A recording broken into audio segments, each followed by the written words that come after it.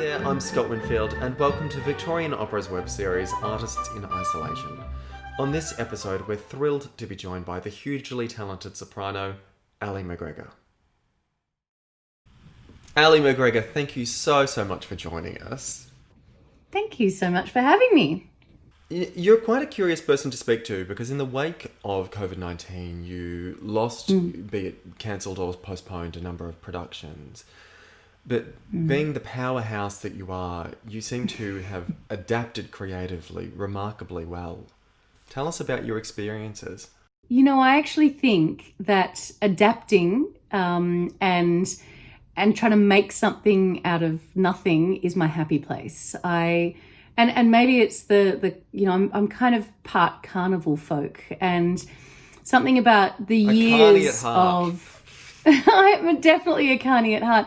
And something about the years of doing sort of fringe festivals and putting things together on a shoestring. You know, I've always loved that. You know, I think I love a trash and treasure. You know, I love finding something and making it into something else, which is something I've done in my work as well. You know, with my cabaret work, it was a lot about finding sort of trashy songs and seeing what I could make out of it, and something about having parameters.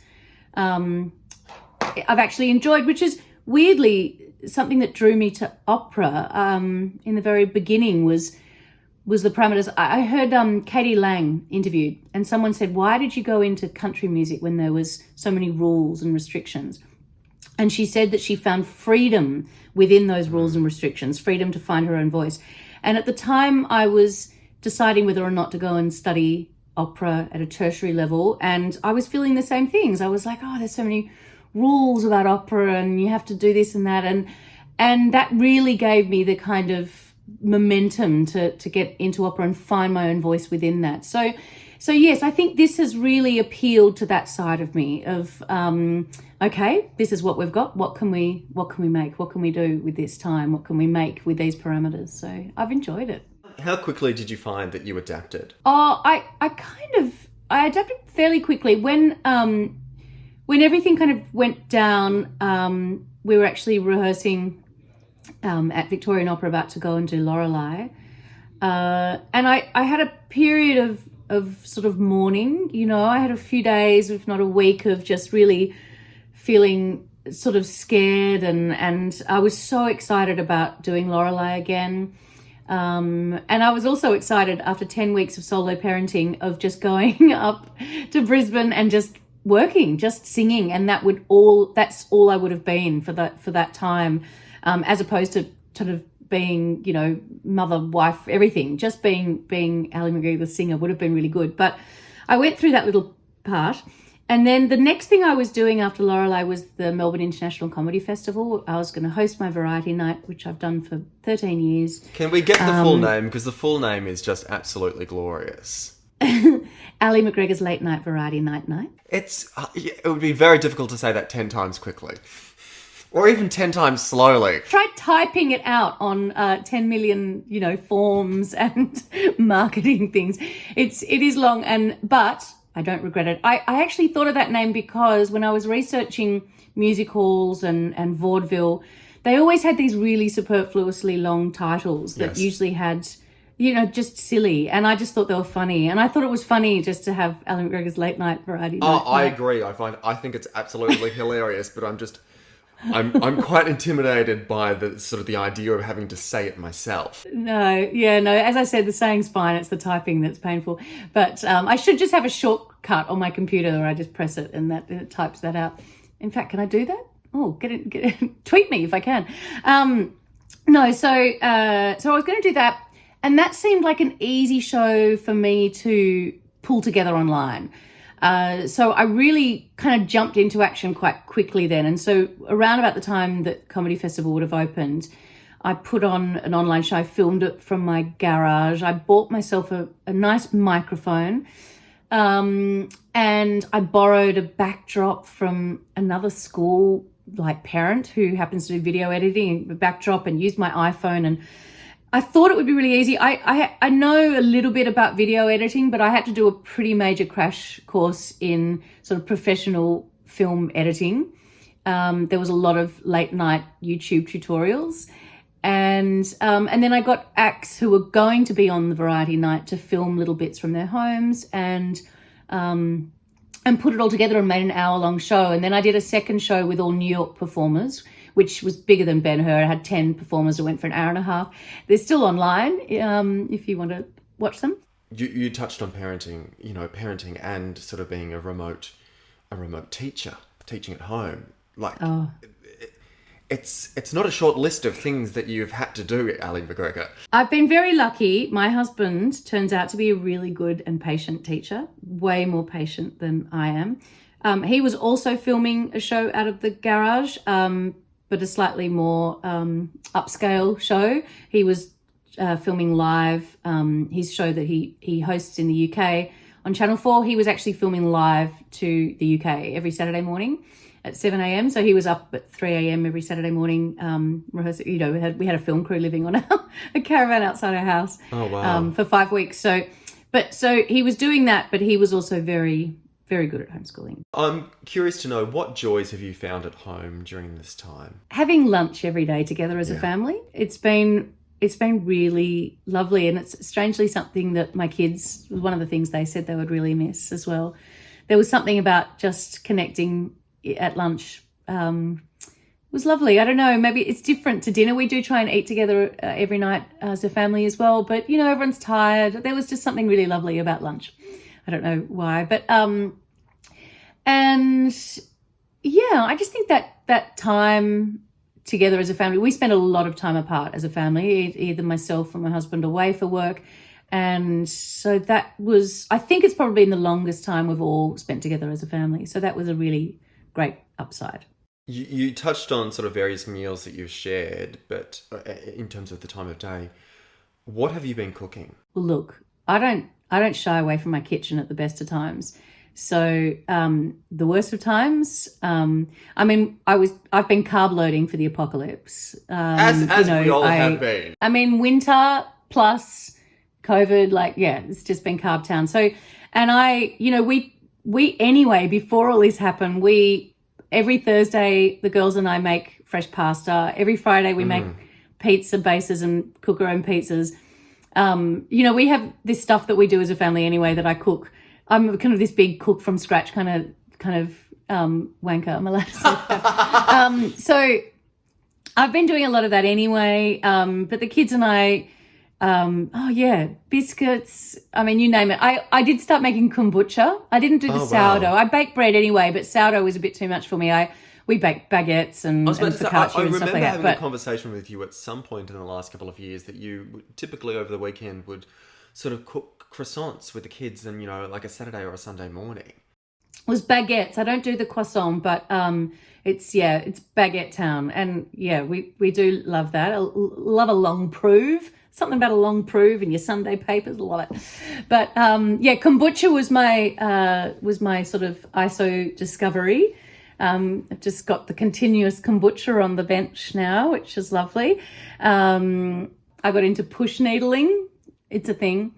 And resin. I've been making resin jewelry. So the girls and I would go for walks. We went down to the beach and we'll collect little shells and little, tea tree and little flower, anything we find on the beach. And then if we had a really lovely day out, I'd make a little resin sort of necklace or a paperweight or something, like all those little things set in resin. So as a little sort of keepsake. So I've been getting my craft on big time. Did I see a mural painting at some point? Oh yes, we painted a massive mural on our outside wall. That was exciting. That was fun. From what you've outlined, has there been anything in particular that's brought you balance, or has there been anything else that you've turned to bring balance into your life? I actually think the creative community that I feel, I've always felt very a part of, but that the industry here, especially in Australia, but also worldwide, have really banded together. And, via social media, we're all connected, but putting on my shows, other people creating shows, the support I've felt from my industry has been immense. And I feel very lucky to be part of such a generous community. And I think the generosity of spirit has come through. You know, there has been times when I have felt, I don't like competition in the arts. It's just not, I don't like it. I don't, I never liked sort of singing competitions when I did them. But I also just don't like that sense when you're in a rehearsal room or something and there's a sense that there's competing forces, that people are competing for the spotlight or competing for their ideas to be heard over other people's. I don't like that energy in a room. Well, it doesn't serve anyone really. I think you need to sort of opt and always turn to sort of like what is communal, but also what is based in positivity. Absolutely. And I think rehearsal rooms that have that communal energy, that translates to the stage, and it just is an energy that, you know. And for instance, a little night music that we did together and an last excellent year, example of that. The most incredible cast I've ever worked with, I think, in my life, cast and crew and creatives, everyone was fantastic. There was such a generosity in that room, and I think it showed on stage. And you know, other people said that they felt that as well. It's just something that you can't put your finger on. When you go and see a show, there's just an extra energy there, and you kind of know that. Well, I know because I've been in it, but I don't know if an audience always does, that the reason that's happening is because of what's happening backstage and what happened in the rehearsal room. And what I felt, I think, during this is I felt that same kind of warm embrace from my industry remotely, you know, across the airwaves, across the web, on social media, and people have been really supportive of each other's endeavors. People have been supportive when, you know, look, some people look like, yes, I've loved this time and I love making something out of nothing. Not everyone's like that, and that's like totally no judgment with that. Everyone operates at a different, different rate. Everyone bounces off different things at a different rate. But I feel like people have given each other space to, like, if you don't want to create, don't. If you feel like this is a time just to sort of sit back and take some time for yourself or to regroup, do it. There hasn't been pressure. There's just been support, and that's certainly what I felt. And, you know, Dimity Shepherd, you know, created this little, you know, web series, Opera Closets, which I adore, and I've been helping her with that. She's been getting together with other people and little projects like that where I think we've all just been really supportive of each other, and I've felt that, and it's been, it's given me lots of warm, fuzzy feelings. This may be connected to what you've been discussing, but is there anything in particular that you have renewed gratitude for? I have renewed gratitude for the energy of a live audience. Yes. I've always loved live audiences, and, you know, I knew I was never going to be a recording star. You know, it was just never, I do like recording albums, but even when I've recorded albums, I've recorded live with my band in the studio. I've never gone into a separate room. I like the energy of collaboration. I like the energy of collaboration on the stage within a cast and with the band or the orchestra, with the conductor, with the lighting crew. I love collaboration and when things click, and it really clicks. But I think that renewed sense of the love of a collaborative audience, when an audience is right there with you, and their emotions can turn on a dime. They can be with you and then you've lost them, and then they're with you again. Or, you know, even as an audience member, when you're in an audience and something's really not going well on stage, you know, when someone's dying or something's just wrong, and that anxiety that builds in an audience that you can almost taste and it tingles, I kind of love that. I love that as much as when things are going well, and that collective energy. Isn't it great? I wanted to touch on your Helpman Award-winning performance as Yma Sumac in Yma Sumac. Thank you, nice little hair flick. Yma Sumac's. And hello. Oh my God! It's just you just happened to mention it, and it's right here. Yep. Is this the one? My glasses on here. It is. Yeah. It just literally happened to be here. Anyway, go on. Thank so what you. we say? I love a prop. You were set to perform Yma Sumac, the Peruvian songbird, for Victorian Opera this June. Yes. Which you'll hopefully be able to perform later this year. I will. Even if I just stand outside Victorian Opera and sing it to people on the street, I will be doing that show again. There is a lot of traffic down Victoria Street, so you will have quite a sizable audience. It would be fantastic for acquittals. I'm curious to know, where did your fascination with Yma Sumac start? So look, I really give this whole journey in the show. So it's I'll try and paraphrase because I start to, whenever I talk about it, I tend to go into script. But I had heard her voice in the 90s. There was this sort of resurgence of lounge music, and all these sort of DJs, especially French DJs, were taking they opened up the old archives of I've just had a complete mental blank of the record company. It was Capitol Records, I think, but Verve Records. And they opened up the back catalogue of Verve Records, and they got DJs to remix some of those old 50s exotica numbers. And I think someone gave me a mini disc, of a compilation of some of these. And there was one in particular song that I loved, and it had this noise. I didn't know if it was a computer effect or an instrument or a voice, but it was really captivating. It was one of those sort of sounds that just kind of rang in my head for days afterwards. And I found out later on it was Yma Sumac. And so I sort of started listening, I found out one of her albums and I listened to it a little bit.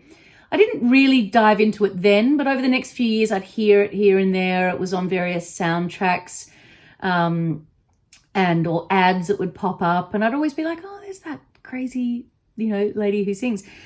And I think I then found a Facebook page, I think, of her, like the Yma Sumac appreciation page or something. And the guy on that turned out to be her former personal assistant, and he was selling some of her stuff. And I bought a couple of pieces of jewelry, and then he was offering sort of other bits and pieces, costume and stuff. And so I bought a costume and then started listening to a bit more. And then I started delving into her life a bit more. And I sort of started writing to him a little bit, and we sort of struck up a friendship.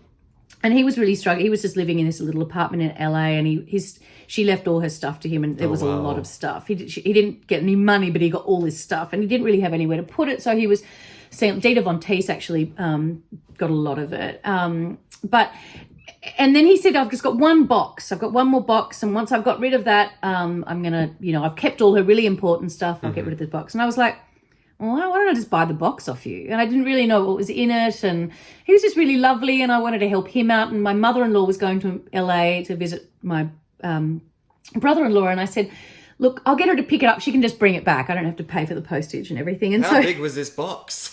Oh, it was like a packing box. It was big, She managed to put it all in a rubbish bag. It was one rubbish bag full, and came back with this rubbish bag actually and tipped it out on the ground.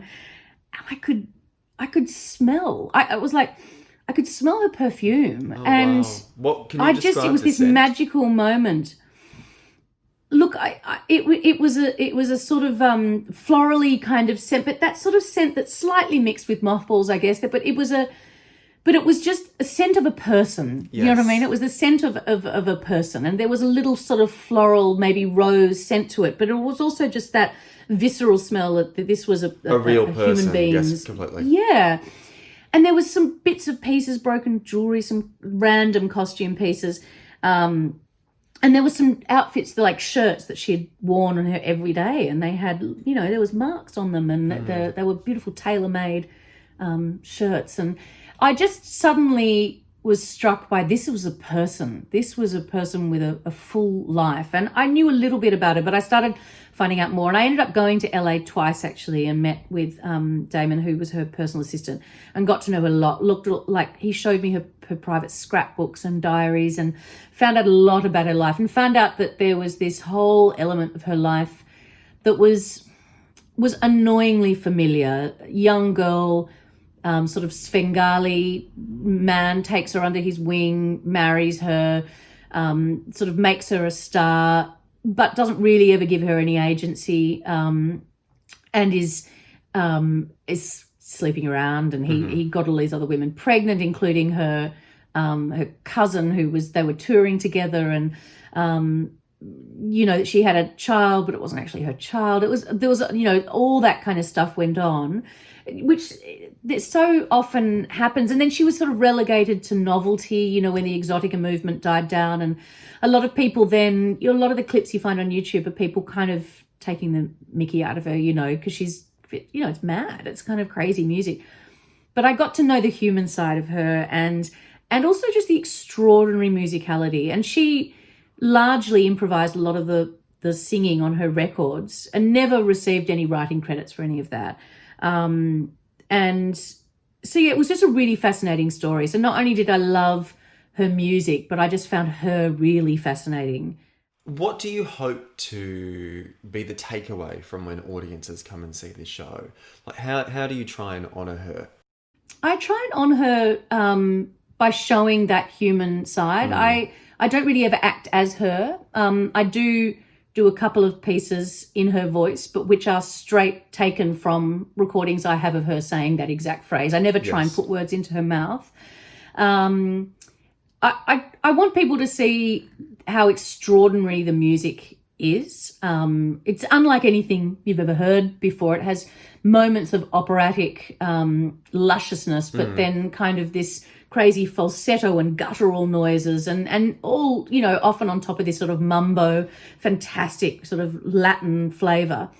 But I also want to see, I remember being in LA and walking down Santa Monica, and I remember seeing 2 or 3 at different times during the day, 2 or 3 older women in beautiful clothes and with their hair done, and just walking down the street and no one paying any attention to them. I remember after finding out about Yma, suddenly thinking, I bet those women have a story. I bet there's a chorus girl who nearly made it. And the amount of stories I heard, especially of women who were just not given any agency, not given any, they were lauded for their beauty and their youth and then pretty quickly dropped, and it still happens to a degree today, but it certainly happened back then. And I think I want people to see not only her, but then start looking at other women of that era, other of these sort of Hollywood divas and these novelty acts, if you will, and suddenly realizing there was this whole human, a story behind that, a woman who achieved a huge amount and didn't probably get the recognition she deserves. So I hope people walk out. I hope people walk out and discover her music, to go and just listen to her back catalogue. I do sell CDs of really rare B-sides that Damon, her assistant, I'm selling for him, and I give all the money to him to help look after her website and her archive. And yes, I hope people discover her, but I also hope people just start to look scratch under the surface of those sort of kind of camp characters that we often have, that we often know about, but don't look further into. Ali, as our final question, what's the first thing that you'd like to do after this time passes?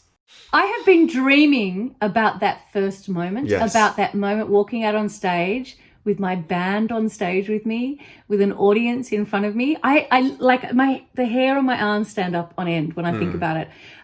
Just to feel that electricity, which I have realized you cannot get anywhere else. You cannot replicate anywhere else but live in a theatre with an audience and the lights, and I have such a huge, I always did have a huge appreciation for technical stuff and the behind the scenes people, but now after trying to make a show on my own like a fool, I now have, I can't wait to work with lighting technicians and stage managers and all the people that make a live theatre run. That is going to be the first thing I do. I can't wait. That and get a pedicure. Very good. Ali, it's been such a joy to chat, and please stay safe. Thank you so much, Scott. Bye. For more chats with artists in isolation, you can follow Victorian Opera across social media or visit victorianopera.com.au. I'm Scott Winfield. Thanks for watching.